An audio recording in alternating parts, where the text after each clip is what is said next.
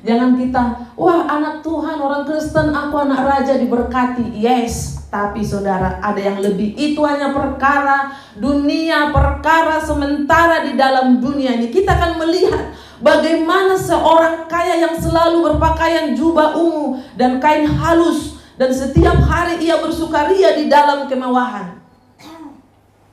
Jadi jangan berkecil hati. Saudara, hidup ini sekarang ini, apakah kita ada di dalam Tuhan apa enggak? Itu yang menjadi persoalan.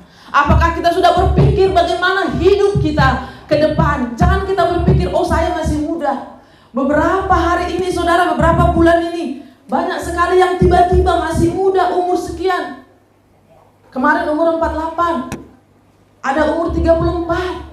Selesai, itu semua bukan kondisi lagi sakit saudara. Maksudnya masih bisa jalan, berarti sehat dong gitu. Saudara yang dikasihi Tuhan, salahkah kaya? Tentunya tidak salah saudara. Tapi bagaimana kita tadi kan katakan kaya dan masuk surga, otomatis itu pilihan kita. Tapi pada pagi hari ini saudara, kaya tidak salah.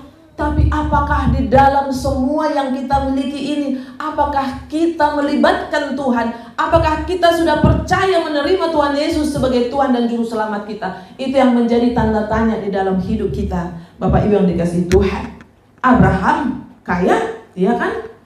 Ayub, ya, Daud kaya. Tapi sebaliknya juga Lazarus di sini miskin.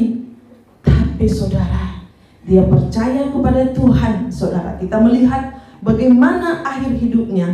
Dan ada seorang pengemis bernama Lazarus, badannya penuh dengan borok, berbaring dekat pintu rumah orang kaya itu, dan ingin menghilangkan laparnya dengan apa yang jatuh dari meja orang kaya itu. Malahan anjing-anjing datang dan mencilat boroknya.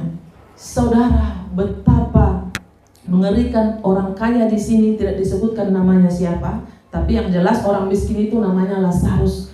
Saudara yang dikasihi Tuhan, bagaimana dia lihat orang miskin itu mengharapkan makanan yang jatuh. Saudara, malah anjing yang menyambut dia saudara, berbaring dekat pintu rumah orang kaya itu. Dari situ kita melihat bahwa orang kaya tidak punya hati sebenarnya saat itu saudara.